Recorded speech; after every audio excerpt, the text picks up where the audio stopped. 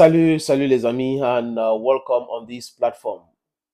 Les Américains n'aiment pas respecter les autres. Vous savez, j'ai dit à un ami, on discutait un jour que quand en anglais on dit violence begets violence, ça a tout son sens. Quand quelqu'un pense que il peut régler tous ses problèmes par la violence, par l'imposition de ses désirata sur tout le monde, il faut que de l'autre côté, il y a du répondant. Je vous le dis, les amis. Il faut qu'il y ait du répondant. Parce que s'il n'y a pas de répondant, cette personne va penser que, oh, je suis trop fort, tout le monde a peur de moi. Non, non, non, non. À un moment donné, il faut mettre stop à cela. Oui, c'est de ça qu'il est question. Regardez comment les Américains ont procédé au Niger, avant qu'on les chasse. Vous avez les diplomates qui savent de l'usage diplomatique, comment ça fonctionne, rendre visite, discuter avec des gens, avoir un calendrier bien fixé. Mais ils ont décidé d'imposer les désirata. Donc, ils peuvent quitter les États-Unis, ils voyagent, ils viennent au Niger, ils réclament un rendez-vous avec la présidence pour imposer les choses au Niger. Mais mal les a pris. Les dirigeants d'hier, ce n'est pas les dirigeants d'aujourd'hui. Les dirigeants africains, du moins, certains qui sont des leaders aujourd'hui, sont décomplexés. Si les règles sont comme ça et que vous ne respectez pas les règles dites internationales ou le droit international, nous, en Afrique aujourd'hui, au Niger, au Mali, au Burkina Faso, nous allons vous rappeler cela et nous allons vous faire respecter cela, les amis. D'abord, ils disent qu'il vient aider le Niger contre l'insécurité. Il vient spolier le Niger. Décollage des avions, le kérosène et tout est payé par les Nigériens, donc en hauteur de milliards. En quoi est-ce que les Américains sont là pour aider les Nigériens? Depuis qu'ils sont là avec les bases de drones, quels sont les renseignements ils avaient déjà donnés à l'armée du Niger pour régler ces problèmes? Rien du tout. Donc, venez maintenant faire la même chose au Tchad, ça n'a pas de sens. Et les Tchadiens ne vont pas rester là croiser les bras parce qu'ils voient comment les autres refusent qu'on les malmène. Les Africains aujourd'hui n'acceptent plus qu'on les malmène. Parce qu'à un moment donné, les Américains pensent que oui, c'est les États-Unis d'Amérique, on peut faire tout ce qu'on veut. Même un commandant général de l'armée américaine qui était dans le Sahel, qui dirigeait ses contingents américains, plus de 1000 hommes près de l'aéroport de Niamey et à Agadez, avait dit qu'ils sont brillés par le manque de respect et le non-respect du droit international. Et le Tchad, je prends cet exemple du Niger, les amis, pour vous parler du Tchad. Parce que c'est exactement la même démarche que les Américains ont fait. Ils imposent tout. C'est-à-dire que vous signez des accords avec eux, des accords militaires, qui stipulent à un moment donné, ils ne veulent plus respecter cela. Ils ne vous donnent pas les informations sur le nombre de soldats qu'ils amènent dans votre pays.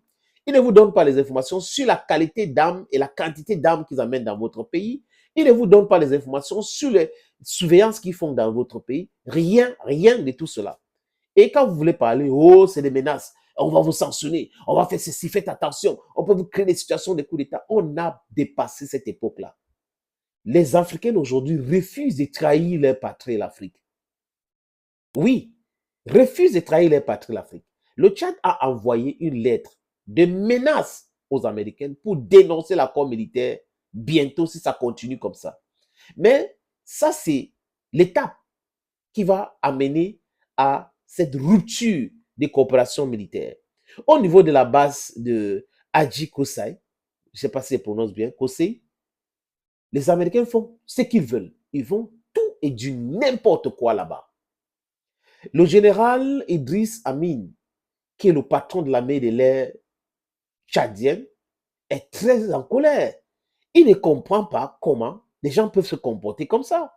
Vous avez fait la même chose au Niger. On vous a chassé là-bas. Vous venez répéter les mêmes erreurs chez nous ici. Vous ne nous donnez pas l'information sur votre contingent. Tout est incohérent. Vous ne nous respectez pas. Vous faites comme vous voulez. Et quand vous parlez, vous menacez autres. Donc, CNN a rapporté cette information et au niveau des départements de l'État, ils ont reconnu cette information.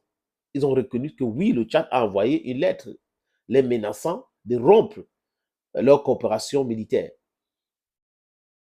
Je dis encore, je répète, les amis, c'est la démarche qui va aboutir à cette dénonciation de ces accords. Parce que ça ne sert à rien.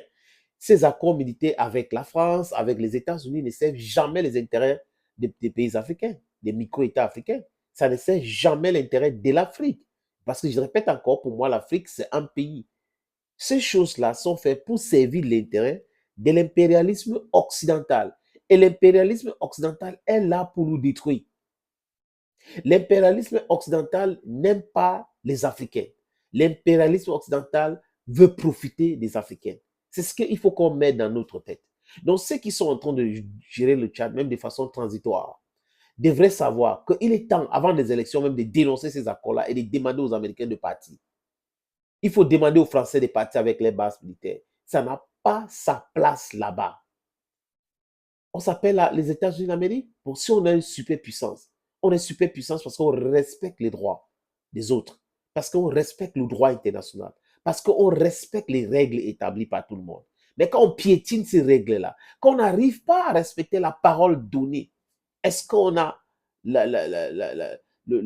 on a l'autorité morale? Voilà, j'y arrive enfin. Est-ce qu'on a l'autorité morale pour pouvoir donner des leçons aux gens?